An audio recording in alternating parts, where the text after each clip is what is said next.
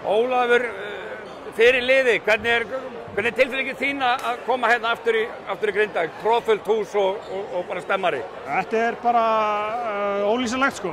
Þetta er bara, bara geggja gaman að sjá hvað eru margir hérna og stemmingin er alltaf bara alveg sturluð, þannig að bara þakklátur. Og eftir fyrri hálfleiki þá er bara eitt lið á vellinu. Hvað breyttist? Mér fannst ég bara að spila harðari vörn og litum boltan flæða í sókninni, vorum að fá fullt af opnum skotum og vorum að setja þau.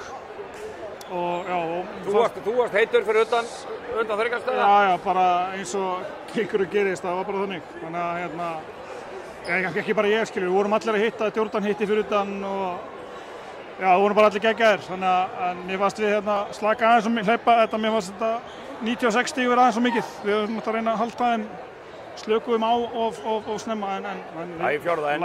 Lærum bara því. En hérna þriðja lögklunda vörnin hjá okkur er gríðarlega sterk þá. Þeir sjá allar körfuna þá. Já, við vorum bara að forsa þá í erfið skot og einn leik sem var ekki að ganga hjá þeim. Þannig að bara props á alla, bara spiluðum feikilega góða vörn í seinni hálfleik. Þannig að það var það sem skóp sigurinn. Og fyrir bara veturum, það vita allir að hverju þið stefnið. Hversu góða möguleika í það á því að bara taka hann stóran núna? Bara fullt, við höfum alveg fullt erindi í það. Við erum bara með frábært lið og frábæra karaktera og góða liðsheild. Þannig að þetta er bara, möguleikarnir eru bara í okkar höndum. Þannig að það var eiginlega ekkert að biðja neitt meira í kvöld. Leikið í Grindavík í fyrsta skipti í tæp 2 ár, troðfullt hús, rífandi stemning og sigur. Já, bara geggjað. Þetta fær ekki meira en þetta.